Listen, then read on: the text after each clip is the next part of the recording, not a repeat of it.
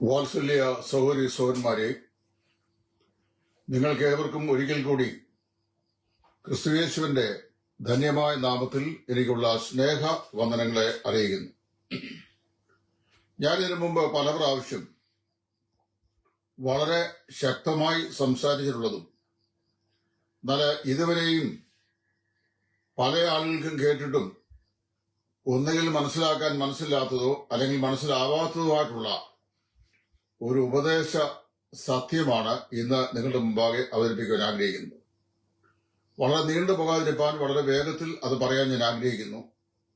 മറ്റൊന്നുമല്ല, പരിശുദ്ധാത്മാവിന്റെ അഭിഷേകം പുതിയ നിയമത്തിൽ എന്നുള്ള വിഷയമാണ്. ഇന്ന് കരിസ്മാറ്റിക് ലോകത്ത് ഏറ്റവും അധികം ഈ പറഞ്ഞു കേൾക്കുന്നതും മിക്കവാറുമുള്ള എല്ലാ പുൾപിറ്റുകളിലും കൊച്ചു കുട്ടികൾ മുതൽ മേലോട്ടുള്ള പാസ്റ്റേഴ്സ് അല്ലെങ്കിൽ ശുശ്രൂഷകന്മാര് അലമുറയിട്ട് സംസാരിക്കുന്നതും വളരെയധികം എംഫസിസ് നൽകുന്നതുമായിട്ടുള്ള ഒരു വിഷയമാണ് ഈ അഭിഷേകം അഭിഷേകം അഭിഷേകം എന്ന വിഷയം. ഞാൻ കഴിഞ്ഞ കാലങ്ങളിലായി 2016 മുതൽ ഇങ്ങോട്ട് നിരവധി പ്രാവശ്യം ഈ വിഷയത്തെക്കുറിച്ച് സംസാരിച്ചിട്ടുണ്ട്. എങ്കിലും കഴിഞ്ഞ ദിവസം ഒരു പെന്തക്കോസ്റ്റ് സോഷ്യൽ മീഡിയ ഗ്രൂപ്പിൽ പരിശുദ്ധാത്മ അഭിഷേകത്തെക്കുറിച്ച് വസ്തുനിഷ്ഠമായി അറിയാവുന്ന ആരെങ്കിലും ഉണ്ടെങ്കിൽ ഒരു വിശദീകരണം ദൈവവചനപ്രകാരം നൽകണമേ എന്ന് ആവശ്യപ്പെട്ടു. അതുകൂടാതെ ഞാനിത് വായിച്ചെങ്കിലും പിന്നെയും ഇതിനു മുമ്പ് ഇത് പറഞ്ഞിട്ടുള്ളത് കൊണ്ട് ഇനിയും പറയേണ്ട ആവശ്യമില്ല എന്ന് ചിന്തിച്ചിരിക്കുമ്പോൾ ഇന്നലെ എന്നെ ഒന്ന് രണ്ട് പേര് വിളിച്ചിട്ട് ദേവദാസനെ ഈ വിഷയം ഒരിക്കൽ കൂടി ഒന്ന് പറയണമേ എന്ന് പറഞ്ഞതിന്റെ വെളിച്ചത്തിലാണ്. ചുരുക്കം പറഞ്ഞാൽ 1000 പേരിൽ 2 പേർക്കെങ്കിലും ദൈവ വചനപ്രകാരമുള്ള ഇതിന്റെ വെളിച്ചം ലഭിക്കുന്നെങ്കിൽ, അവർ ഗ്രഹിക്കുന്നെങ്കിൽ അത് പ്രയോജനപ്പെടുത്തട്ടെ എന്നുള്ള നിലയിലാണ് ഞാൻ ഇപ്പോൾ ഈ വിഷയം പറയാൻ ആഗ്രഹിക്കുന്നത്. ഇതിന് ഉപോദ്ബലകമായി ഞാൻ ഒരു വാക്യാംശം വായിക്കാൻ ആഗ്രഹിക്കുന്നു. പിന്നാലെ ഞാൻ മറ്റ് വാക്യങ്ങൾ പറഞ്ഞുകൊള്ളാം. അപ്പോസ്തലനായ പൗലോസ് ശ്ലീഹ കൊരിന്ത്യർക്ക് എഴുതിയ 2-ാം ലേഖനം അതിന്റെ 1-ാം അധ്യായത്തിന്റെ 21-ാം വാക്യം ഇപ്രകാരം വായിക്കുന്നു: ഞങ്ങളെ നിങ്ങളോടുകൂടെ ക്രിസ്തുവിൽ ഉറപ്പിക്കുന്നതും നമ്മെ അഭിഷേകം ചെയ്തതും ദൈവമല്ലോ. ഈ വാക്യം പ്രത്യേകം ശ്രദ്ധിക്കണം. ഞങ്ങളെ നിങ്ങളോടുകൂടെ ക്രിസ്തുവിൽ ഉറപ്പിക്കുന്നതും നമ്മെ അഭിഷേകം ചെയ്തതും ദൈവമല്ലോ. പുതിയ നിയമ വിശ്വാസികൾക്കുള്ള 2 ക്രിസ്തീയ അനുഭവങ്ങളെ കുറിച്ചാണ് അപ്പോസ്തലൻ ഈ വാക്കിൽ പറയുന്നത്. നിങ്ങൾ മുൻവിധിയില്ലാതെ ഇത് ശ്രദ്ധിക്കുക. ഞാൻ ഈ വിഷയം പറയുമ്പോൾ ഒരുപറ്റം ആളുകൾ കോൺസ്റ്റന്റ്ലി എന്നെ ബ്ലെയിം ചെയ്യുന്ന ഒരു ബ്ലെയിമുണ്ട്. അതിതാണ്, ഇദ്ദേഹം ഒരു ബ്രദറുകാരനാണ്. ബ്രദറുകാരൻ മാത്രമല്ല, ഇദ്ദേഹത്തിന്റെ ഉപദേശ വിഷയങ്ങളിൽ ഒരു അർഡന്റ് ബ്രദറൻ ഡോക്ടർ ആയതുകൊണ്ട് ബ്രദറൻ ചായ്വിലാണ് ഇദ്ദേഹം സംസാരിക്കുന്നത് എന്നാണ് പറയുന്നത്. എന്റെ സഹോദരന്മാരെ, ബ്രദറുകാരനായിരുന്ന ഞാൻ ബ്രദറൻ വിശ്വാസമാണ് മുറുകെ പിടിക്കുന്നത്. എന്നാൽ ബ്രദറൻ ചായ്വിൽ സംസാരിക്കുന്നു എന്ന് തന്നെ അതിശയിക്കേണ്ട ആവശ്യമില്ല. ഞാൻ ദൈവവചനത്തിന്റെ ചായ്വിൽ സംസാരിക്കുന്നു. ഇവിടെ അപ്പോസ്തലൻ പറയാണ്, ഞങ്ങളെ നിങ്ങളോടുകൂടെ ക്രിസ്തുവിൽ ഉറപ്പിക്കുന്നതും നമ്മെ അഭിഷേകം ചെയ്തതും ദൈവമല്ലോ. നമ്മൾ വേദപുസ്തകം പഠിക്കുമ്പോൾ അതിന്റെ വ്യാകരണ നിയമം കൂടെ മനസ്സിലാക്കണം. വ്യാകരണ നിയമമായി പറഞ്ഞു കഴിഞ്ഞാൽ, ഒന്ന് പെർഫെക്റ്റ് ടെൻസിലാണ് പറയുന്നത്, പാസ്റ്റ് പെർഫെക്റ്റ് ടെൻസിലാണ് പറയുന്നത്. അത് അഭിഷേകം ചെയ്തത് എന്നുള്ള പ്രയോഗമാണ്. മറ്റേത് പ്രസന്റ് എക്സ്പീരിയൻസ് ആയിട്ടാണ് പറയുന്നത്. അതായത് വർത്തമാനകാല അനുഭവം. നമ്മെ ഉറപ്പിക്കുന്നതും ക്രിസ്തുവിൽ ഉറപ്പിക്കുന്നതും ദൈവമല്ലോ. ദൈവമാണ് ഈ 2 കാര്യം ചെയ്യുന്നത്. ഒന്ന്, വിശുദ്ധന്മാരായി നമ്മെ അഭിഷേകം ചെയ്തത് ദൈവമാണ്, പിതാവായ ദൈവമാണ്. 2, വിശ്വാസികളായ നമ്മെ ഈ ദുഷ്ടലോകത്തിൽ വിശ്വാസത്തിൽ സ്ഥിരതയുള്ളവരായി ഉറപ്പിച്ച് നിലനിർത്തുന്നതും ദൈവമാണ്. അപ്പൊ ഒന്ന്, നമ്മെ അഭിഷേകം ചെയ്തു, that is the past experience. നമ്മെ ഉറപ്പിക്കുന്നു, കണ്ടിന്യൂസ്ലി എന്ത് ചെയ്യുന്നു, നമ്മളെ എസ്റ്റാബ്ലിഷ് ചെയ്യുന്നു. അതും ദൈവവചനം കൊണ്ടാണ്, പ്രത്യാശയിലാണ് നമ്മെ ഉറപ്പിക്കുന്നത്. ഇത് ദൈവമാണ് ചെയ്യുന്നത്. ഒന്ന് പൂർവ്വകാല അനുഭവവും മറ്റേത് വർത്തമാനകാല അനുഭവവും ആണ്. ഇത് ആദ്യമായിട്ട് നിങ്ങൾ ദൈവത്തെ ഓർത്ത് മനസ്സിലാക്കണം. അപ്പൊ ഞാൻ പറയാൻ പോകുന്ന വിഷയം പരിശുദ്ധാത്മ അഭിഷേകം പുതിയ നിയമത്തിൽ എന്നുള്ളതാണ്. ഈ അഭിഷേകം നിങ്ങൾ അഭിഷേകം പ്രാപിക്കണം, അഭിഷേകം സ്വീകരിക്കണം, ഇന്ന് രാത്രി നിങ്ങളെ ദൈവം അഭിഷേകം ചെയ്യാൻ പോവാണ് എന്ന് പറഞ്ഞ് നിലവിളിക്കുന്ന ആളുകൾ ഈ ദൈവവചനത്തിനകത്തൊന്ന് നിൽക്കാൻ മനസ്സ് കാണിക്കുകയാണ്.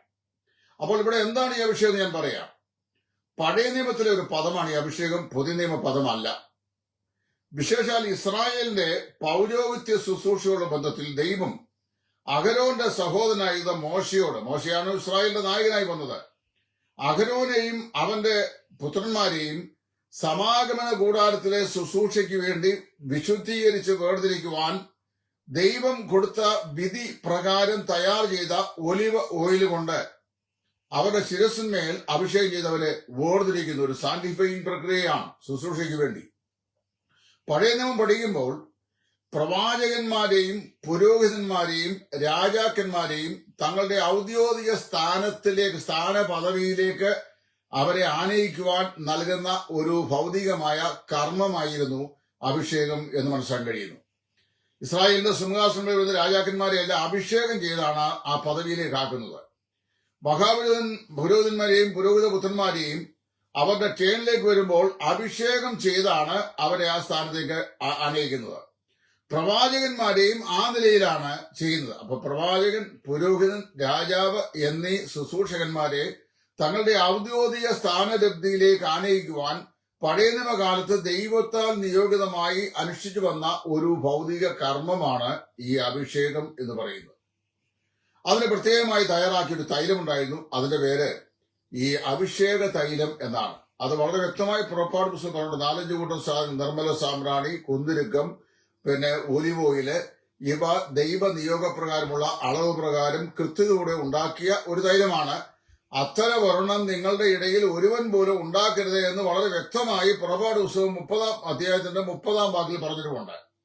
അന്ന് ഈ ഉണ്ടാക്കി പുരോഹിതന്മാരുടെ ശുശ്രൂഷയ്ക്ക് വേണ്ടി അല്ലെങ്കിൽ സ്ഥാനാരോഹണത്തിന് വേണ്ടി ഉണ്ടാക്കപ്പെട്ടതായി വേർതിരിക്കപ്പെട്ട ഈ വിശുദ്ധ തൈലം, അതുപോലൊരു സാധനം ഇസ്രായേലിൽ വേറെ ആരും ഉണ്ടാക്കാൻ പാടില്ല എന്ന് പ്രത്യേകം കൽപ്പനയുമുണ്ട്. അപ്പൊ നാടുനീള പുൾപിറ്റിൽ നടന്ന അഭിഷേകം പറഞ്ഞ് നിർവഹിച്ചുകൊണ്ടാക്കുന്ന ആളുകൾ മനസ്സിലാക്കേണ്ട വിഷയമാണ്. കുറഞ്ഞ പക്ഷം പുറപ്പാട് പുസ്തകം 29-30 അധ്യായങ്ങളെങ്കിലും ഒന്ന് വായിക്കണം. ഇങ്ങനെ വായിക്കുമ്പോൾ ഇവിടെ പൗലോസ് പറയുന്നു, ഞങ്ങളെ നിങ്ങളോടുകൂടെ ക്രിസ്തുവിൽ ഉറപ്പിക്കുന്നതും നമ്മെ അഭിഷേകം ചെയ്തതും ദൈവമല്ലോ. ഇനി ഞാൻ അഭിഷേകത്തിലേക്ക് കടക്കാം. പഴയ നിയമത്തിൽ രാജാക്കന്മാരെയും പുരോഹിതന്മാരെയും പ്രവാചകന്മാരെയും തങ്ങളുടെ സ്ഥാനലബ്ധിക്ക് വേണ്ടി അലങ്കരിക്കുവാൻ നൽകപ്പെട്ടിരിക്കുന്ന ഭൗതികമായിരിക്കുന്ന ഒരു ശുശ്രൂഷയായിരുന്നു അഭിഷേകമെങ്കിൽ, പുതിയ നിയമത്തിലെ വിശ്വാസികളെയും രാജാക്കന്മാരും പുരോഹിതന്മാരും ആക്കി തീർക്കുവാൻ ചെയ്ത ഔദ്യോഗികമായ ഒരു കർമ്മമാണ് ഈ അഭിഷേകം. എവിടെയാണ് രേഖപ്പെടുത്തിയിരിക്കുന്നത്?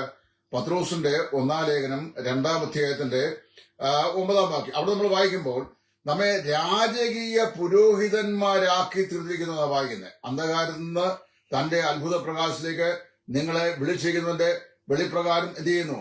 നമ്മെ രാജാക്കന്മാരും പുരോഹിതന്മാരും ആക്കി തീർത്തിരിക്കുകയാണ്. പുതിയ നിയമവിശ്വാസികളായി വിളിക്കപ്പെട്ട രക്ഷിക്കപ്പെട്ട എല്ലാ ദൈവമക്കളും ദൈവദൃഷ്ടിയിൽ രാജാക്കന്മാരാണ്, പുരോഹിതന്മാരാണ്. We are royal priesthood. നമ്മള് രാജാക്കന്മാരും പുരോഹിതന്മാരുമാണ്. ദൈവത്തിന്റെ മാറ്റമില്ലാത്ത വെള്ളപ്പാടുകളെ വിശുദ്ധ തിരുവെഴുത്തിൽ നിന്ന് മറ്റുള്ളവരെ അറിയിക്കുന്നവർ എന്ന നിലയിൽ നമ്മൾ പ്രവാചകന്മാരുമാണ്. അല്ലാതെ ലക്ഷണം പറയുന്ന പ്രവാചകന്മാരല്ല.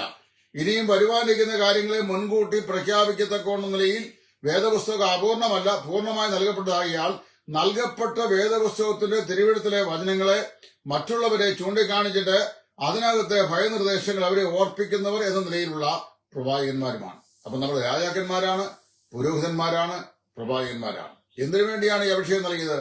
ഒന്നുകിൽ രാജാവാക്കുവാൻ, അല്ലെങ്കിൽ പുരോഹിതനാക്കുവാൻ, അല്ലെങ്കിൽ പ്രവാചകനാക്കുവാൻ. കർത്താവായ യേശുവിനെ രക്ഷിതാവും കർത്താവുമായി സ്വീകരിച്ച ഏതൊരു മനുഷ്യനും അവൻ ദൈവസ്ഥലിൽ രാജാവുമാണ്, പുരോഹിതനുമാണ് എന്ന് പത്രോസ് വളരെ വ്യക്തമായി പറയുന്നു. അപ്പൊ കർത്താവിന്റെ പ്രഥമ അപ്പോസ്തലന്മാരിൽ ഒരുവനായിരുന്ന പത്രോസ് അത് പറഞ്ഞാൽ പിന്നെ നമുക്ക് ചോദ്യം ചെയ്യേണ്ട ആവശ്യമില്ലല്ലോ. റോമൻ കത്തോലിക്കർക്ക് പോലും വലിയ ചോദ്യം ചെയ്യേണ്ട ആവശ്യമില്ല. കാരണം വേദപുസ്തകം പറയുന്നില്ലെങ്കിലും അവർ പറയുന്ന ആദ്യത്തെ മാർപ്പാപ്പ പത്രോസ് ആയിരുന്നാണ്. അതുകൊണ്ട് പത്രോസിന്റെ സ്ലീബാബയിലാണ് ഇത് പണിയപ്പെടുന്നത് എന്ന സഭ എന്നും പറയപ്പെടുന്നത്. അപ്പൊ അവർക്കും ഇത് ചോദ്യം ചെയ്യാൻ പറ്റുകയില്ല. അവർക്ക് സംശയമുള്ളവരെ എനിക്ക് അറിയാനും വയ്യ. ഇവിടെ ഈ പൗലോസ് പറയുന്ന ആശയം, ഞങ്ങളെ നിങ്ങളോടുകൂടെ ക്രിസ്തുവിൽ ഉറപ്പിക്കുന്നതും നമ്മെ അഭിഷേകം ചെയ്തതും ദൈവമല്ലോ. നമ്മുടെ പാസ്റ്റ് എക്സ്പീരിയൻസ് ആണ്. ഇനിയും തുടർന്നു പോകുന്നതോ അല്ലെങ്കിൽ ഇപ്പോൾ ആവർത്തിക്കുന്ന ഒന്നായിട്ട് അത് പറഞ്ഞിട്ടില്ല. അതിന്റെ പർപ്പസ് എന്ന് പറയുന്നത് പുരോഹിതനോ പ്രവാചകനോ അല്ലെങ്കിൽ രാജാവോ ആക്കി തീർക്കുക എന്നുള്ളതാണ്. രക്ഷിക്കപ്പെട്ടപ്പോൾ നമ്മൾ അങ്ങനെ ആയിത്തീർന്നു. ഇനി എപ്പോഴാണ് നമുക്ക് അഭിഷേകം പ്രാപിച്ചത് എന്ന് ഞാൻ പറയാം.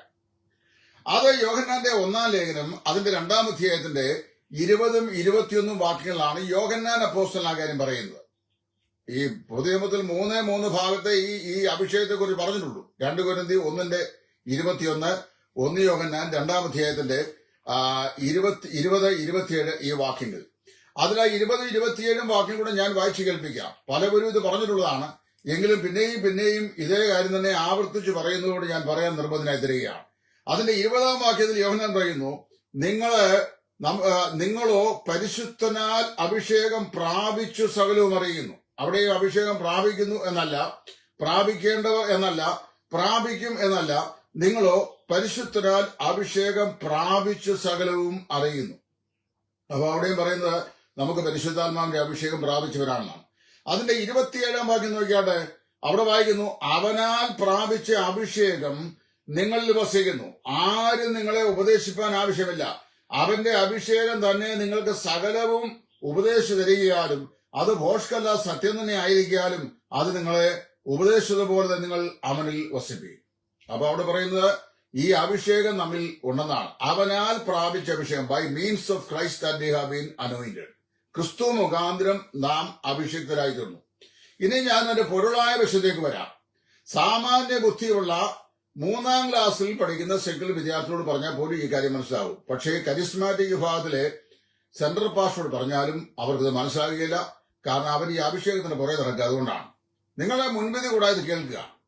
നമ്മുടെ കർത്താവായ യേശു ഈ ഭൂമിയിൽ ആയിരുന്നപ്പോൾ കർത്താവായ യേശുവിനെ ലൂക്കോസ് സുവിശേഷം പറയുകയാണ് 4-ാം അധ്യായത്തിൽ, പരിശുദ്ധാത്മാവിനാലും ശക്തിയാലും പിതാവായ ദൈവം അവനെ അഭിഷേകം ചെയ്തു. കർത്താവായ യേശുവിനെ പരിശുദ്ധാത്മാവിനാലും ശക്തിയാലും പിതാവായ ദൈവം അഭിഷേകം ചെയ്തു. ഇവിടെ ന്യായമായ ഒരു ചോദ്യമുണ്ട്. If Christ is perfect God, then why he needs an anointing? കർത്താവായ യേശു പൂർണ്ണ ദൈവമാണെങ്കിൽ പൂർണ്ണ ദൈവമായ ക്രിസ്തുവിന് എന്തിനാണ് ഒരു അഭിഷേകം? അത് ഞാൻ പറഞ്ഞുതരാം. കർത്താവായ യേശു സമ്പൂർണ്ണ ദൈവവും സമ്പൂർണ്ണ മനുഷ്യനുമായി ഈ ഭൂമിയിൽ വന്ന വ്യക്തിയാണ്. അപ്പോൾ തന്നെ തന്റെ എർത്തലി മിനിസ്ട്രി എല്ലാം ഒരു പെർഫെക്റ്റ് മാൻ, സമ്പൂർണനായ ഒരു മനുഷ്യ നിലയിൽ ലോകം ചിരകാലമായി കാത്തുവന്നിരുന്ന ഒരു പെർഫെക്റ്റ് മാനെയാണ് യവനായർക്ക് വേണ്ടി ലൂക്കോസ് സുവിശേഷകൻ പരിചയപ്പെടുന്നത്.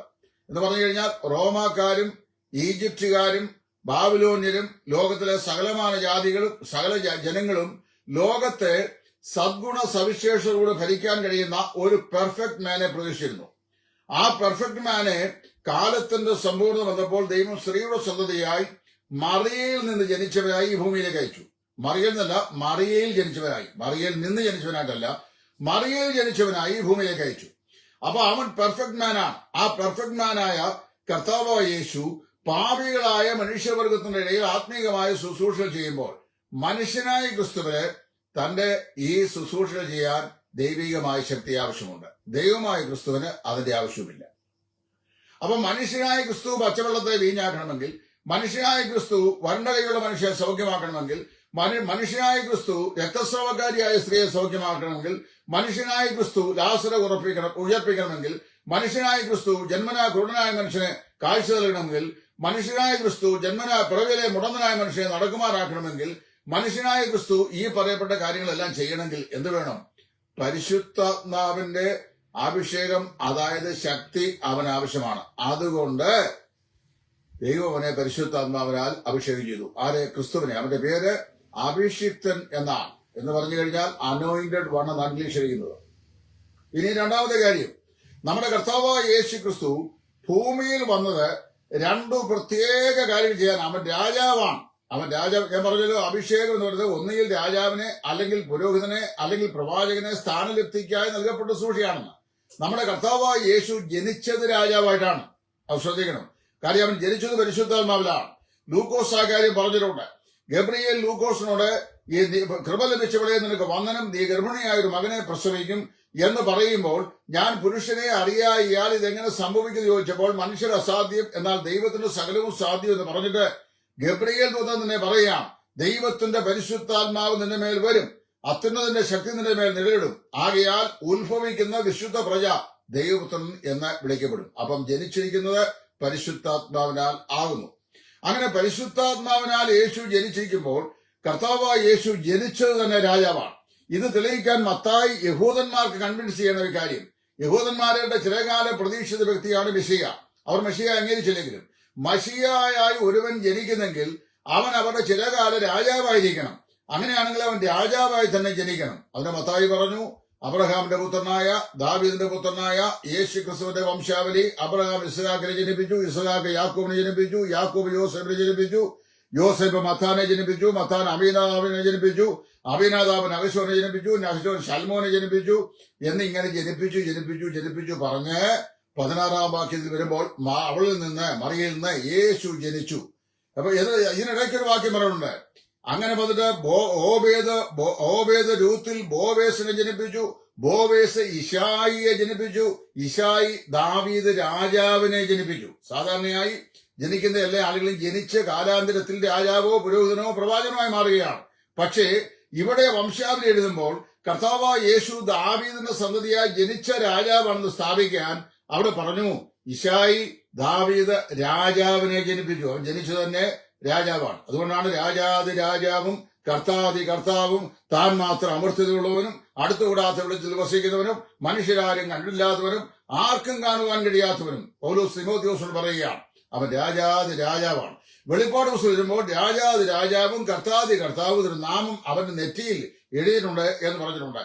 So he has been the king from ever lasting. അവൻ ആരാണ്? നിത്യത മുതലേ ദൈവത്തിന്റെ രാജാവാണ്. അവൻ ജനിച്ചത് രാജാവായിട്ടാണ്. ഇനിയും അവൻ ഭൂമിയിൽ ചെയ്യുന്ന ശുശ്രൂഷകളെല്ലാം പ്രവാചകന്റെ ശുശ്രൂഷയാണ്. കർത്താവായ യേശു ചെയ്ത ശുശ്രൂഷകളെല്ലാം പ്രവാചക ശുശ്രൂഷയാണ്. അപ്പൊ പ്രവാചകനാണെന്ന് ജനം തിരിച്ചറിയണ്ടേ? അപ്പൊ അവൻ പ്രവാചകനാണെന്ന് തിരിച്ചറിയാൻ അല്ലെങ്കിൽ മനസ്സിലാക്കാൻ വേണ്ടി ഈ അഭിഷേകം അവന് ദൈവം പിതാവായ ദൈവം നൽകി. അവനെ പ്രവാചകൻ എന്ന് മുദ്രയിട്ടു. ഇനി 3, ഇത് സംശയമുണ്ടെങ്കിൽ യോഹന്നാന്റെ സുവിശേഷം 4 വായിക്കണം. ശമരിയാക്കാരി സ്ത്രീ പറഞ്ഞ് എന്റെ മുൻകാല കാര്യങ്ങളെ കുറിച്ച് മുഴുവൻ പറയുന്ന ഇവൻ പക്ഷേ ഒരു പ്രവാചകനോ എന്നവൾ പറയുന്നുണ്ട്. അപ്പൊ അവന് പ്രവാചകൻ ശുശ്രൂഷയാണ് ചെയ്തത്. ഇനി കർത്താവായ യേശു ക്രിസ്തുവിന്റെ മഹാപൗരോഹിത്യ ശുശ്രൂഷ തുടങ്ങുന്നത് തന്റെ യാഗമനത്തിലൂടെയാണ്, ക്രൂശിലെ മരണത്തിലൂടെയാണ്. അത് എബ്രായലേഖനം 5-7 അധ്യായങ്ങളിൽ അപ്പോസ്തലൻ വളരെ വ്യക്തമായി പറഞ്ഞിട്ടുണ്ട്. 5-ാം അധ്യായത്തിൽ അവന്റെ പൗരോഹിത്യം അഹരോന്റെ ക്രമത്തെക്കാൾ ശ്രേഷ്ഠമാണെന്നും 7-ാം അധ്യായത്തിൽ അത് മൽക്കീസദേക്കിന്റെ ക്രമപ്രകാരം ഉള്ളതാണെന്നും പറഞ്ഞിട്ടുണ്ട്. അഹരോന്റെ ക്രമത്തെക്കാൾ ശ്രേഷ്ഠമാണെന്ന് പറയാൻ കാരണം അവൻ യഹൂദാഗ്രഹത്തിൽ ജനിച്ചവനാണ്. അവരോട് പൗരോഹിത്യം സംബന്ധിച്ചൊന്നും പറഞ്ഞിട്ടില്ല. പൗരോഹിത്യം ഇസ്രായേൽ ഗ്രഹത്തിനുള്ളതാണ്. അതുകൊണ്ട് എന്ത് ചെയ്തു? ഈ അഹരോന്റെ ക്രമത്തിൽ അവന് ശുശ്രൂഷ ചെയ്യാൻ സാധിക്കുകയില്ല. അതിനേക്കാൾ ശ്രേഷ്ഠമായ ഒരു ക്രമമാണ് അവന്റേത്. ഇത് പൗലോസ് പറഞ്ഞു വരികയാണ്. പറഞ്ഞു വരുമ്പോൾ എങ്ങനെ പറഞ്ഞു? അഹരോന്റെ ക്രമത്തിലാണെങ്കിൽ യാഗാർപ്പകനും യാഗവസ്തുവും 2ആയിരിക്കണം. യാഗമൃഗം 1, അർപ്പകൻ വേറെ പാപിയായ ഒരു വ്യക്തി. എന്നാൽ ക്രിസ്തുവിന്റെ വിഷയം വന്നു കഴിഞ്ഞപ്പോൾ അഹരോന്റെ ക്രമത്തെക്കാൾ ശ്രേഷ്ഠമാണ്. അതുകൊണ്ട് ചെയ്തു? യാഗവസ്തുവും യാഗാർപ്പകനും താൻ തന്നെയായി. താൻ തന്റെ തിരുശരീരം തന്നെ താൻ യാഗമാക്കി. അപ്പോൾ അവർ അഹരോന്റെ പൗരോഹിത്യ ക്രമത്തെക്കാൾ ശ്രേഷ്ഠതയുള്ള പൗരോഹിതനായി തീർന്നു. അത് മരണം കൊണ്ടാണ് തനിക്ക് സമാരംഭിക്കുന്നത്. അപ്പൊ യേശു ക്രിസ്തു ഔദ്യോഗികമായി രാജാവാണ്, ഔദ്യോഗികമായി പ്രവാചകനാണ്, ഔദ്യോഗികമായി അദ്ദേഹം പുരോഹിതനും ആണ്. ഇത് വ്യക്തമാക്കാനാണ് പരിശുദ്ധാത്മാവിനാലും ശക്തിയാലും പിതാവായ ദൈവം അവനെ അഭിഷേകം ചെയ്തത് എന്ന് പൂർണ്ണതയുള്ള മനുഷ്യനായ ക്രിസ്തുവിനെ ഇൻട്രൊഡ്യൂസ് ചെയ്തുകൊണ്ട് യവനായർക്ക് ലൂക്കോസ് എഴുതി, ഇവനെ പരിശുദ്ധാത്മാവിലും ശക്തിയിലും ദൈവം അഭിഷേകം ചെയ്തു. അപ്പൊ വാസ്തവത്തിൽ അഭിഷേകം പ്രാപിച്ചവൻ ആരാണ്? കർത്താവായ യേശുവാണ്. ആരാണ് അവനെ അഭിഷേകം ചെയ്തത്? പിതാവായ ദൈവമാണ്. യോഹന്നാൻ പറയാ, അത്താഴത്തിൽ യേശുവിന്റെ നെഞ്ചോട് ചാഞ്ഞിരുന്ന ശിഷ്യന്മാരുടെ ഏറ്റവും ഒടുവിൽ സ്വാഭാവിക മരണത്തിന് വിധേയപ്പെട്ട പത്മോസിന്റെ തടവറയിൽ നിന്ന് ദർശനം കണ്ട യോഹന്നാൻ പറയുകയാണ്, അവനാൽ പ്രാപിച്ച അഭിഷേകം നിങ്ങളിൽ വസിക്കുന്നു. ആര് നിങ്ങളെ ഉപദേശിപ്പാൻ ആവശ്യമില്ല, നിങ്ങളോ പരിശുദ്ധനാൽ അഭിഷേകം പ്രാപിച്ചു സകലവും അറിയുന്നു. കർത്താവായ യേശു ക്രിസ്തു മുഖാന്തരമാണ് നിങ്ങൾ അഭിഷേകം പ്രാപിച്ചുള്ളത്. അപ്പൊ മനസ്സിലാക്കണം. ഇനിയും മറ്റേ ഏറ്റവും ഗൗരവതരമായ ഒരു കാര്യം ഞാൻ പറയാൻ പോവുകയാണ്. പുറപ്പാട് പുസ്തകം 30-ാം അധ്യായം. പുറപ്പാട് പുസ്തകം 30-ാം അധ്യായത്തിലാണ് അഭിഷേക തൈലത്തിന്റെ നിർമ്മാണത്തെ സംബന്ധിച്ചും അഭിഷേക തൈലത്തിന്റെ വിനിയോഗത്തെ സംബന്ധിച്ചുമുള്ള നിത്യമായ കൽപ്പന ദൈവം മോശയ്ക്ക് കൊടുക്കുന്നത്. അങ്ങനെ കൊടുക്കുമ്പോൾ 30-ാം അധ്യായത്തിന്റെ 32-ാം വാക്യം അവിടെ ശ്രദ്ധിക്കുക. അത് മനുഷ്യന്റെ ദേഹത്തിന്മേൽ ഒഴിക്കരുത്, അതിന്റെ നിയോഗപ്രകാരം അതുപോലെയുള്ളത് നിങ്ങൾ ഉണ്ടാക്കുകയും അരുത്. അത് വിശുദ്ധമാകുന്നു, അത് നിങ്ങൾക്ക് വിശുദ്ധമായിരിക്കണം. അതിന്റെ മുകളത്തെ വാക്കിൽ പറയുന്നത്, അഹരോനെയും അവന്റെ പുത്രന്മാരെയും എനിക്ക് പുരോഹിത ശുശ്രൂഷ ചെയ്യണമെന്ന് നീ അഭിഷേകം ചെയ്ത് ശുദ്ധീകരിക്കണം. ഇസ്രായേൽ മക്കളോട് നീ പറയണമെന്നാൽ, ഇത് നിങ്ങളുടെ തലമുറകൾ എനിക്ക് വിശുദ്ധമായ അഭിഷേകം നൽകുന്നതായിരിക്കണം. അത് മനുഷ്യന്റെ ദേഹത്തിന്മേൽ ഒഴിക്കരുത്. പിന്നെ എവിടെ ഒഴിക്കാവൂ? ശിരസിന്മേലേ ഒഴിക്കാവൂ, തലയിലേ ഒഴിക്കാവൂ. ശമൂവേൽ ദാവീദിന്റെ തൈലക്കൊമ്പെടുത്ത് ദാവീദിന്റെ തലയെയാണ് അഭിഷേകം ചെയ്തത്. ദാവീദിനെ പറയുമ്പോൾ അവൻ എന്റെ തലയെ എണ്ണ കൊണ്ട് അഭിഷേകം ചെയ്യുന്നു എന്ന് പറഞ്ഞിട്ടുണ്ട്. അപ്പൊ അഭിഷേക തൈലം ഒഴിക്കുന്ന തലയിലാണ്, ദേഹത്ത് പുരട്ടിടുന്ന വളരെ വ്യക്തമായി പറഞ്ഞിട്ടുണ്ട്. എഫേസ് ലേഖനത്തിന്റെ കാതലായ പ്രമേയം ക്രിസ്തുവിന്റെ ശരീരമായ സഭ എന്നുള്ളതാണ്. 5-ാം അധ്യായത്തിന്റെ 27-ാം വാക്യത്തിൽ അത് രേഖപ്പെടുത്തിയിട്ടുണ്ട്. അവിടെ വായിക്കണം, അവൻ അവളെ വചനത്തോട് കൂടിയ ജലസ്നാനത്താൽ വെടിപ്പാക്കി വിശുദ്ധീകരിക്കണമെന്നും കറ, ചുളുക്കം, മാലിന്യം മുതലായ ഒന്നുമില്ലാതെ തനിക്കായി തന്നെ ശുദ്ധയും നിഷ്കളങ്കരമായി നിർത്തുകയും ചെയ്യണമെന്ന് തന്നെത്താൻ അവൾക്ക് വേണ്ടി ഏൽപ്പിച്ചു കൊടുത്തു.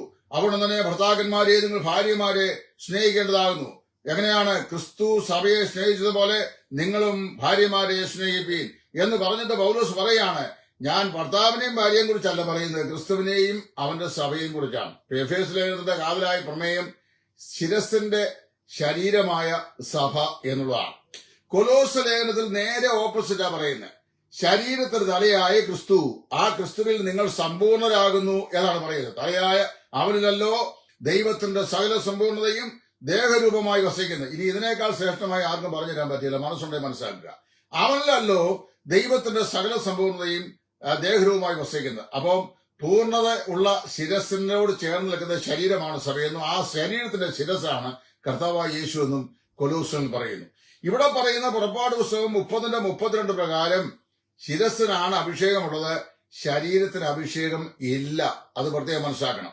അങ്ങനെയാണെങ്കിൽ കർത്താവായ യേശു ക്രിസ്തുവിനെ രക്ഷിതാവും കർത്താവുമായി സ്വീകരിച്ച എല്ലാ വിശ്വാസികളെയും ചേർത്ത് 1 കൊരിന്ത്യർ 12-ാം അധ്യായത്തിന്റെ 13-ാം വാക്യത്തിൽ യഹൂദന്മാരോ യവന്മാരോ ദാസന്മാരോ സ്വതന്ത്രരോ നാം എല്ലാവരും ഏക ശരീരമാകുമാറ് ഒരേ ആത്മാവിനാൽ സ്നാനമേറ്റും ഒരേ ആത്മാവിനെ പാനം ചെയ്തുവരിക്കുന്നു.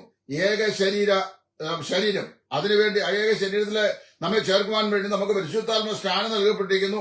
അങ്ങനെ നമ്മള് ഏക ശരീരികളായി, ആ ശരീരം എന്ന് പറയുന്നത് കർത്താവിന്റെ മാർമിക ശരീരമായ സാർവത്രിക സഭയാണ്. ആ സഭയുടെ ശിരസാണ് കർത്താവായ യേശു. കർത്താവായ യേശു ക്രിസ്തു എന്ന ശിരസിന് പരിശുദ്ധാത്മാവിനെ കൊണ്ട് പിതാവായ ദൈവം അഭിഷേകം നൽകിയിട്ട് ശിരസിനോട് ചേർന്ന ശരീരം, അത് പറയുമ്പോൾ പൗലോസിനെ പറയുകയാണ്, ശരീരം മുഴുവൻ അസ്ഥികളാലും ഞരമ്പുകളാലും ചൈതന്യം പ്രാപിച്ചും ഏകീഭവിച്ചും ദൈവികമായ വളർച്ച പ്രാപിക്കുന്നു. അതിനോട് ചേർന്ന് അവിടെ പറയുകയാണ്, നിങ്ങൾ ഓരോരുത്തരും ഉപദേശത്തിന്റെ ഓരോ കാറ്റിനാൽ അലഞ്ഞുകൊള്ളാതെ തലയെ എന്ത് ചെയ്യണം? മുറുകെ പിടിച്ചുകൊള്ളണം. തലയായ യേശു ക്രിസ്തുവിനെ മുറുകെ പിടിക്കണം. തലയായ അവനിൽ നിങ്ങൾ സമ്പൂർണ്ണരാകുന്നു എന്നാ പറയുന്നത്. ഇപ്പൊ കർത്താവായ യേശു ക്രിസ്തുവിനെ പിതാവായ ദൈവം പരിശുദ്ധാത്മാവ് കൊണ്ട് അഭിഷേകം ചെയ്തു. ശിരസിനാണ് അഭിഷേകമുള്ളത്, ശരീരത്തിന് പ്രത്യേകിച്ച് അഭിഷേകമില്ല. ശരീരത്തിൽ അത് പുരട്ടരുത് എന്ന് പ്രത്യേകം പറഞ്ഞിട്ടുമുണ്ട്. ഇവിടെ കണ്ട് ശരീരത്തിന് അഭിഷേകം പറഞ്ഞ് വിളിച്ചുകൊണ്ടിരിക്കുക. എത്ര നൂറ്റാണ്ടുകളായി ഇങ്ങനെ 1901 മുതൽ കരഞ്ഞുകൊണ്ടിരിക്കുകയാണ് അഭിഷേകം. ഇനി ശ്രദ്ധിക്കുക, ഇനി ഒന്നുകൂടെ പറയാം. ഈ 133-ാം സങ്കീർത്തനമാണ് ഈ അഭിഷേകത്തിന്റെ അനശ്വരമായിരിക്കുന്ന അർത്ഥം എന്താണെന്ന് വിശദീകരിക്കുന്നത്. ആ 133-ാം സങ്കീർത്തനത്തിന്റെ 2-3 വാക്യമേ ഉള്ളൂ. അവിടെ ഇങ്ങനെ വായിക്കുന്നുണ്ട്, ഇതാ സഹോദരന്മാർ ഒത്തൊരുമിച്ച് വസിക്കുന്നത് എത്ര ശുഭവും എത്ര മനോഹരവുമാകുന്നു. എന്നിട്ട് അപ്പോസ്തലൻ പറയുക, അത് അഹരോന്റെ തലയിൽ നിന്ന് അവന്റെ താടിയിലൂടെ വസ്ത്രത്തിന്റെ വിളമ്പിലേക്ക് ഒഴുകുന്ന അവന്റെ തലയിലെ വിശേഷ തൈലം പോലെയും സിയോൻ പർവ്വതത്തിന്മേൽ പെയ്യുന്ന ഹെർമോന്യ മഞ്ഞു പോലെയും ആകുന്നു. 2 ആലങ്കാരിക പ്രയോഗങ്ങളും 2 അതിശയോക്തി പ്രയോഗങ്ങളും അവിടെ ദാവീദ് നൽകിയിട്ടുണ്ട്. എന്താണ് അഭിഷേകത്തിന്റെ ഗുണം? 1 പറയുകയാണ്, സഹോദരന്മാർ ഒത്തൊരുമിച്ച് വസിക്കുന്നത് എത്ര ശുഭം എത്ര മനോഹരം. അതാണ് അതിശയോക്തി പ്രയോഗം. രമേശ് സാറ് ആ വാക്യം ആസ്പദമാക്കിയാണ് എത്ര ശുഭം എത്ര മോഹനം സോദരരും ഒത്തുപാർത്ത് ഓർത്താൽ എന്ന് പറയുന്ന പാട്ട് എഴുതിയിട്ടുള്ളത്. അപ്പൊ അവിടെ എത്ര ശുഭം എത്ര മനോഹരം, അത് ശ്രദ്ധിക്കുക. ഇനി 2, അത് പോലെയും എന്ന് പറഞ്ഞത് ഉപമയാണ്. ഉപമാലങ്കാരത്തിന്റെ ലക്ഷണം നമുക്കറിയാം. 10-ാം ക്ലാസ്സിലെ മലയാള വ്യാകരണം പഠിച്ചതാ. ഒന്നിനൊന്നോട് സാമ്യം ചെന്നാൽ ഉപമയാമത്. ഉദാഹരണം, മാനവേന്ദ്ര വിളങ്ങുന്നു, ചന്ദ്രനെ പോൽ നിൻമുഖം. അല്ലയോ മഹാരാജാവേ, അങ്ങയുടെ മുഖത്തിന്റെ ശോഭം ചന്ദ്രന്റെ പ്രഭ പോലെ ഇരിക്കുന്നു. എന്ന് പറഞ്ഞാൽ ചന്ദ്രൻ രാജാവാണെന്നല്ല എന്റെ അർത്ഥം. ചന്ദ്രപ്രഭ പോലെ തിളങ്ങുന്നതാണ് രാജാവിന്റെ മുഖമെന്നാണ്. അത് ഉപമാലങ്കാരമാണ്, ഒന്നിനോട് ഉപമിക്കുകയാണ്. ഇവിടെ പറയാണ്, അത് അഹരോന്റെ തലയിൽ നിന്ന് അവന്റെ താടിയിലൂടെ വസ്ത്രത്തിന്റെ വിളുമ്പിലേക്ക് ഒഴുകുന്ന അവന്റെ തലയിലെ വിശേഷ തൈലം പോലെയും. അപ്പൊ എന്താ സംഭവിക്കുന്നത്? അഭിഷേക തൈലം അഹരോന്റെ തലയിൽ ഒഴിക്കുന്നു. ദേഹത്ത് പുരട്ടെടുത്തുന്ന പുറപ്പാട് 30-32 കർക്കശമായ കൽപ്പനയുമുണ്ട്. തലയിൽ അഭിഷേക തൈലം ഒഴിച്ചിട്ട് അതിന്റെ സൗരഭ്യം അഹരോന്റെ നീണ്ട താടിയിലൂടെ, അഹരോൻ ധരിച്ചിരിക്കുന്ന ശുഭ്ര അങ്കി, വെളുത്ത അങ്കിയിലൂടെ അതിങ്ങനെ പാദം വരെയും അതിന്റെ സൗരഭ്യം പടരുന്നു. അങ്ങനെ തലയ്ക്കുള്ള അഭിഷേകം മുഖാന്തരമായി ശരീരം മുഴുവൻ സുഗന്ധപൂരിതമായി തീരുന്നു. ഇതിന്റെ വിശദീകരണം 2 കൊരിന്ത്യരിൽ അപ്പോസ്തലൻ പറഞ്ഞിട്ടുണ്ട്. അങ്ങനെ ഞങ്ങൾ ജീവനുള്ളവരുടെ നടുവിലും മരിച്ചവരുടെ നടുവിലും ക്രിസ്തു നിമിത്തം ദൈവത്തിന് സൗരഭ്യവാസനയാകുന്നു. ശ്രദ്ധിക്കുക, അങ്ങനെ ജീവനുള്ളവരുടെ ഇടയിലും മരിച്ചവരുടെ ഇടയിലും ഞങ്ങൾ ക്രിസ്തു നിമിത്തം ദൈവത്തിന് സൗരഭ്യവാസനയാകുന്നു. കർത്താവായ യേശു ക്രിസ്തു എന്ന ശിരസിനെ ദൈവം പരിശുദ്ധാത്മാവിനാൽ അഭിഷേകം ചെയ്തു. ശരീരത്തിന് പ്രത്യേകിച്ച് അഭിഷേകമില്ല. അതുകൊണ്ട് അവനാൽ പ്രാപിച്ച ഈ അഭിഷേകം ശിരസായ കർത്താവായ യേശു ക്രിസ്തുമായി സജീവമായി ബന്ധിക്കപ്പെട്ടിരിക്കുന്ന സഭയുടെ സഭയാം ശരീരത്തിലേക്ക് അതിന്റെ സൗരഭ്യം പടർന്നിട്ട് ശരീരം മുഴുവൻ സുഗന്ധപൂരിതമാകുന്നു. അത് ഒന്നാമത്തെ ദൃഷ്ടാന്തം. അഹരോന്റെ തലയിൽ നിന്ന് താടിയുടെ വസ്ത്രത്തിന്റെ വിളുമ്പിലേക്ക് ഒഴുകുന്ന അവന്റെ തലയിലെ വിശേഷ തൈലം പോലെയും. 2, സിയോൻ പർവ്വതത്തിൽ പെയ്യുന്ന ഹെർമോനിയ മഞ്ഞ് പോലെയും. എന്താ നമ്മൾ വായിക്കുന്ന ആവർത്തന പുസ്തകത്തിൽ, സങ്കീർത്തന പുസ്തകത്തിൽ വായിക്കുന്ന ഹെർമോൻ പർവ്വതം കൊടുമുടികൾ ഏറിയ പർവ്വതമാകുന്നു. സിയോൻ പർവ്വതത്തെ കുറിച്ച് പറയാണ്, അത് ദൈവം അധിവസിക്കാൻ ഇച്ഛിക്കുന്ന പർവ്വതമാണ്. പിന്നെ എന്ന് മാത്രമല്ല സൗന്ദര്യത്തിന്റെ പൂർണ്ണതയുമാണ് അതെന്ന് പറയുന്നു. ഇസ്രായേൽ സന്ദർശിച്ചുള്ള ആളുകൾ പറയുന്ന വിവരണത്തിൽ ആദ്യം ഞാൻ കേട്ടത് 1978 കല്ലിശ്ശേരി സ്വദേശിയായിരുന്ന ആത്മസ്നേഹിതൻ പബ്ലിക്കേഷന്റെ പബ്ലിഷായിരുന്ന നമ്മുടെ ചാക്കോ തമാച്ചായൻ, അതേ ഒരു സംഘവും കൂടെ ഇസ്രായേൽ പോയി സന്ദർശിച്ച ഞങ്ങൾ കണ്ട ഇസ്രായേൽ എന്ന മനോഹരമായ ഗ്രന്ഥം എഴുതിയിട്ടുണ്ട് 1979. അതെന്റെ ലൈബ്രറിയിലുണ്ട്. ആ പുസ്തകത്തിനകത്ത് അദ്ദേഹം പറഞ്ഞതനുസരിച്ച് ഹെർമോൻ പർവ്വതത്തിന്റെ കൊടുമുടികളുടെ കീഴിലാണ് ഈ സിയോൻ പർവ്വതം ഇരിക്കുന്നത്, നിലകൊള്ളുന്നത്. ഈ ഹെർമോൻ പർവ്വതം ഈ ആകാശ മേഘങ്ങളോളം ഉയർന്നു നിൽക്കുന്ന കൊടുമുടിയുള്ള പർവ്വതവും അതിന്മേൽ രാവകൾ മഞ്ഞ് മൂടിക്കിടക്കുന്നതുമായ പർവ്വതമാണ്. അതിന്റെ താഴെയാണ് ഈ സിയോൻ പർവ്വതം നിൽക്കുന്നത്.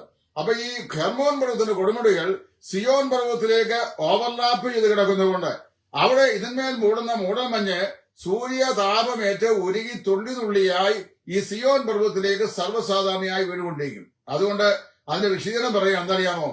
ആണ്ടിന്റെ 12 മാസവും മറ്റുള്ള എല്ലാ സ്ഥലങ്ങളിലും മൊട്ടക്കുന്നുകളിലും ഈ പറയപ്പെട്ട സകല വൃക്ഷലതാദികളും കരിഞ്ഞും അത് ഞെരിഞ്ഞും വാടിയും തളർന്നു നിൽക്കുമ്പോൾ സിയോൻ പർവ്വതത്തിന്മേൽ മുളയ്ക്കുന്ന വൃക്ഷങ്ങളും വൃക്ഷലതാദികളും തഴച്ച് പന്തലിച്ച് അത് തളർത്ത് പുഷ്പിച്ച് പുഷ്പവും കായും ഉണ്ടാകുന്നു. എന്താ കാരണം? അത് സ്ഥായിയായി നിലകൊള്ളുന്നത് ഈ ഹെർമോൻ കൊടുമുടികളുടെ കീഴിലാണ്. ഇതാ അവിടുത്തെ ഇലിസ്ട്രേഷൻ. ഇപ്പൊ സിയോൻ പർവ്വതത്തിന്മേൽ പെയ്യുന്ന ഹെർമോനിയ മഞ്ഞ് പോലെയും ആകുന്നു. ഇപ്പൊ മനസ്സിലായോ? 2 ദൃഷ്ടാന്തങ്ങളാ, 2 ഉപമകളാ പറയുന്നത്. ഒന്ന്, അഹരോന്റെ തലയിൽ നിന്ന് അവന്റെ താടിയിലൂടെ വസ്ത്രത്തിന്റെ വിളുമ്പിലേക്ക് ഒഴുകുന്ന അവന്റെ തലയിലെ വിശേഷ തൈലം പോലെയും. 2, സിയോൻ പർവ്വതത്തിന്മേൽ പെയ്യുന്ന ഹെർമോനിയ മഞ്ഞ് പോലെയുമാകുന്നു. എന്നിട്ട് പറയാണ്, അവിടെയല്ലോ യഹോവ ശാശ്വതമായ ജീവനും ഐശ്വര്യവും കൽപ്പിക്കുന്നത്. ശ്രദ്ധിക്കണം, ഇതാണ് അഭിഷേകം എന്ന് പറയുന്നത്. അപ്പൊ പുതിയ നിയമത്തിലെ ഒരൊറ്റ വ്യക്തിക്ക് പോലും, ഇൻഡിവിജ്വലിന് പോലും വ്യക്തിപരമായി അഭിഷേകം ദൈവം നൽകിയിട്ടില്ല. നമുക്ക് ലഭിച്ച അഭിഷേകം എന്ന് പറയുന്നത് അഭിഷക്തനായ ക്രിസ്തുവിനെ കൈക്കൊണ്ടപ്പോൾ അവൻ മുഖാന്തരമായി ലഭിച്ച അഭിഷേകമാണ്. അല്ലെങ്കിൽ ശിരസായ യേശു ക്രിസ്തുവിനെ പിതാവായ ദൈവം പരിശുദ്ധാത്മാവിനാൽ അഭിഷേകം ചെയ്തിട്ട് ആ അഭിഷേകത്തിന്റെ അംശികളായി നാം മാറുകയും ആ അഭിഷേകത്തിന്റെ സൗരഭ്യവാസന സഭയാം ശരീരത്തിന് ഉണ്ടായിരിക്കുകയും ചെയ്യുന്നു. അല്ലാതെ വ്യക്തികൾക്കാർക്ക് ഇവിടെ ഞങ്ങളെ അഭിഷേകം ചെയ്യണേ, ഇന്ന് രാത്രി പരിശുദ്ധാത്മാവിൽ നിങ്ങൾ അഭിഷേകത്തിലാകാൻ പോവുകയാണ്, അഭിഷേകം പ്രാപിക്കാൻ പോവുകയാണ് എന്ന് പറയുന്നതിനകത്ത് യാതൊരു അർത്ഥവുമില്ല എന്നാണ് ദൈവവചനം കൊണ്ട് ഞാൻ മനസ്സിലാക്കുന്നത്. അതുകൊണ്ട് ഈ കാര്യം ഒരു പ്രാവശ്യം കൂടെ കേട്ട് മനസ്സിലാക്കാനും ഗ്രഹിക്കാനും ആഗ്രഹമുള്ള ആരെങ്കിലും അവശേഷിക്കുന്നെങ്കിൽ അവരുടെ നന്മയ്ക്ക് വേണ്ടിയാണ് ഞാൻ ഒരു പ്രാവശ്യം കൂടി ഇത് പറയുന്നത്. അഭിഷേകം നമുക്ക് കർത്താവിന്റെ ശരീരമായ സഭയ്ക്ക് ശിരസ്സായ ക്രിസ്തു മുഖാന്തരം പ്രാപിച്ചിരിക്കുന്ന അഭിഷേകമല്ലാതെ വ്യക്തിപരമായി ആർക്കും അഭിഷേകമില്ല. എന്നാൽ രക്ഷിക്കപ്പെട്ട നാം എല്ലാവരും രാജാക്കന്മാരും പ്രവാചകന്മാരും പുരോഹിതന്മാരും ആയി തീർന്നിരിക്കുന്നത് കൊണ്ട് ക്രിസ്തു മുഖാന്തരം നാം എല്ലാവരും അഭിഷേകം പ്രാപിച്ചവരാണ്. അതുകൊണ്ടാണ് കഴിഞ്ഞ ദിവസം ഒരു വൈദ്യപൊരാൾ എഴുതപ്പോൾ ഞാൻ പറഞ്ഞു, ഞാൻ കർത്താവായ യേശുവിനെ രക്ഷിതാവ് കർത്താവുമായി സ്വീകരിച്ച് പാപമോചനം പ്രാപിച്ച് ക്രിസ്തുവിന്റെ ശരീരമായ സഭയുടെ ഒരു സജീവ അംഗമായി പരിശുദ്ധാത്മാവിനെ ചേർത്ത് അതിൽ നിർത്തിയിരിക്കിയാൽ ക്രിസ്തു മുഖാന്തരമുള്ള അഭിഷേകം പ്രാപിച്ച അഭിഷേക്തനാണ് ഞാൻ. അഥവാ കർത്താവായ യേശു ക്രിസ്തു മുഖാന്തരമുള്ള അഭിഷേകമുള്ളവനാണ് ഞാൻ. ഞാൻ രാജാവുമാണ്, ഞാൻ ദൈവവചനം അറിയിക്കുന്ന പ്രവാചകനുമാണ്, അതുപോലെ തന്നെ ഞാൻ ദൈവസ്ഥലിൽ പുരോഹിതനുമാണ് എന്ന് വളരെ വ്യക്തമായി പറഞ്ഞത്. ഇതിനപ്പുറത്ത് വേദവസ്തുത പ്രകാരം അഭിഷേകത്തെക്കുറിച്ച് യാതൊന്നും പറയാനായിട്ടില്ല. ഗ്രഹിപ്പാൻ മനസ്സുണ്ടെങ്കിൽ, സമ്മതിക്കാൻ മനസ്സുണ്ടെങ്കിൽ, ദൈവവചനത്തിന്റെ ഉപദേശം സ്വീകരിപ്പാൻ മനസ്സുണ്ടെങ്കിൽ ഞാൻ പറഞ്ഞ ലളിതമായ ഈ പാഠം എന്നെ കേൾക്കുന്ന എല്ലാ പ്രിയപ്പെട്ടവർക്കും നിശ്ചയമായും ലളിതമായി ഗ്രഹിക്കാനും അത് മനസ്സിൽ ഉൾക്കൊണ്ട് തങ്ങൾ എല്ലാവരും അഭിഷേകം പ്രാപിച്ചവരാണ് ക്രിസ്തുവിൽ എന്ന് ഗ്രഹിപ്പാനും ഇടയാക്കും എന്ന് എനിക്ക് ആത്മവിശ്വാസമുണ്ട്. ദൈവത്തിന്റെ പരിശുദ്ധാത്മാവ് നിങ്ങളുടെ അകക്കണ്ണുകളെ തുറന്ന് ദൈവത്തിന്റെ വചനത്തിന്റെ മാറ്റമില്ലാത്ത ഈ അനുഗ്രഹവും അല്ലെങ്കിൽ ഈ അനുഭവം മനസ്സിലാക്കുവാൻ നിങ്ങൾക്ക് ഏവർക്കും കൃപ നൽകട്ടെ എന്ന് ആത്മാർത്ഥമായി പ്രാർത്ഥിച്ചുകൊണ്ട് എന്നെ സദയം ശ്രദ്ധിച്ച നിങ്ങൾക്ക് നന്ദി അർപ്പിച്ചുകൊണ്ട് തൽക്കാലം ഈ വിഷയത്തിൽ നിന്ന് ഞാൻ വിരമിക്കുന്നു. ദൈവം നിങ്ങളെ ഏവരെയും അനുഗ്രഹിക്കട്ടെ. നിങ്ങൾക്ക് എന്ത് സംശയം ഉണ്ടെങ്കിലും എന്റെ വാട്സാപ്പിൽ കോൺടാക്ട് ചെയ്യുക. എന്റെ വാട്സാപ്പ് നമ്പർ 9995715708. I repeat 9995715708. ക്രിസ്തുവിൽ നിങ്ങളുടെ കൂട്ടുസഹോദരൻ സുവിശേഷകൻ ടൈറ്റസ് ഫ്രം ഇടയാർബ്ല. Thank you. God bless you all. Thank U.